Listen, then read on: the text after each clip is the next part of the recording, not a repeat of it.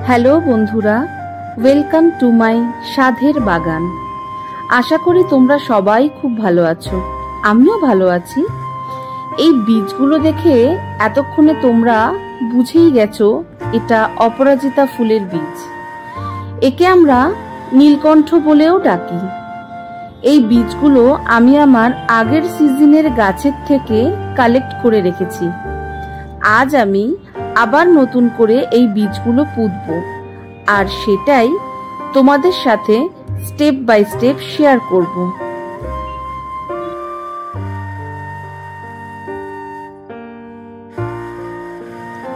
প্রথমেই বীজগুলোকে এইভাবে বের করে নেব। এবার এর মাটিটা আমি কিভাবে তৈরি করছি সেটা তোমাদেরকে দেখাই, চলো।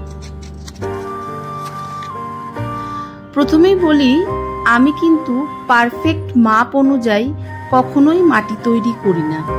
আমার একটা আন্দাজ মতো আমি বুঝতে পারি মাটিতে কতটা পরিমাণ কি কি দেব। তবুও তোমাদের সুবিধার্থে জানিয়ে দিই, আমি এতে 30% গার্ডেন সয়েল দিয়েছি, 20% বালি দিয়েছি, আর 20% ভার্মি দিয়েছি।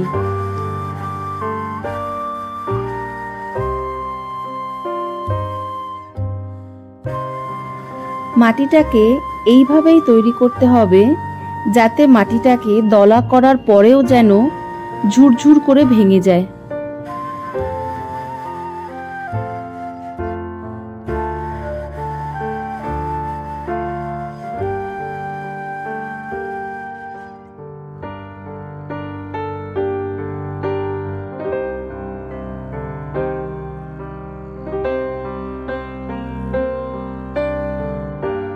এবার আমি এই মাটিতে কম্পোস্ট মিশিয়ে দিচ্ছি। আমার কাছে ভার্মি কম্পোস্টই ছিল, তোমাদের কাছে যদি অন্য কোনো কম্পোস্ট থাকে তাহলে তোমরা সেটাও দিতে পারো, কোনো অসুবিধা নেই। এরপর এতে আমি 2 চামচ নিম পাউডার দিয়ে দিচ্ছি। এই নিমখোল কিন্তু মাটির উর্বরতা শক্তি অনেক বাড়িয়ে দেয়।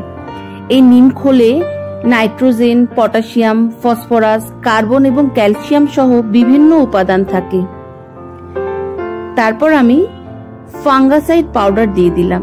আমার কাছে সাফ ফাঙ্গাসাইড পাউডার ছিল, ওটাই আমি এখানে দিয়ে দিলাম। এরপর মাটিটাকে খুব ভালো করে মেশাতে হবে। তাই আমি যেরকম করে মেশাচ্ছি, তোমরা হয়তো অনেকেই জানো এই অপরাজিতা কিন্তু বাস্তু অনুযায়ী ঘরে রাখা খুবই শুভ। তাই যারা যারা এখনো এই গাছ লাগাওনি তারা তাড়াতাড়ি লাগিয়ে ফেলো।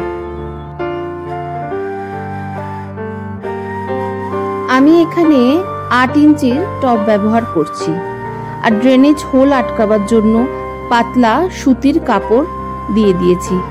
এটা আমি সবসময় করে থাকি।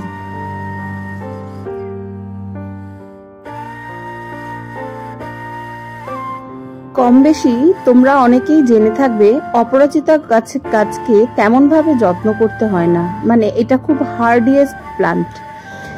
এর বীজ মাটিতে পড়লে এমনিতেই গাছ বেরিয়ে যায়। আর টবে একটু যত্ন নিতে হয়, সেটা হলো টবে দেখতে হবে ড্রেনেজ হোলটা ঠিক মতন ক্লিয়ার আছে কিনা, আর মাঝে মাঝে একটু ভার্মি কম্পোস্ট, মানে যে কোনো ধরনের কম্পোস্ট দিতে পারো। এরপর আমি টবের মাটিগুলোর উপরে বীজগুলোকে খুব জেন্টলি সুন্দর করে বসিয়ে দেব, মানে একটু গ্যাপ রেখে রেখে বসাবো যাতে আমি গাছটা সহজে আমি তুলতে পারি, একটা টানলে আর একটা না উঠে আসে। এরপর আমি ওই মাটি দিয়েই ওই বীজগুলোর উপরে হালকা করে কভার করে দেব যাতে বীজগুলো এদিক ওদিক সরে না যায়। তারপর খুব ভালো করে মাটির মধ্যে আমি জল দিয়ে দেব। জল ততক্ষণ দেব যতক্ষণ ড্রেনেজ হোলটা দিয়ে জল বেরিয়ে না আসে। প্রথমবারই আমি এরকম করে জল দেব, নেক্সট টাইম থেকে আমি বুঝে জল দেব যাতে গাছের মাটিগুলো একটু ময়েস্ট থাকে।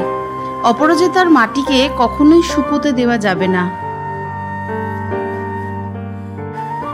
এরপর আমি এর ওপরে রোজ একটু একটু করে জলে স্প্রে করে দেব। ব্যাস হয়ে গেল। আমার অপরাজিতা বীজ পোতা তো কমপ্লিট।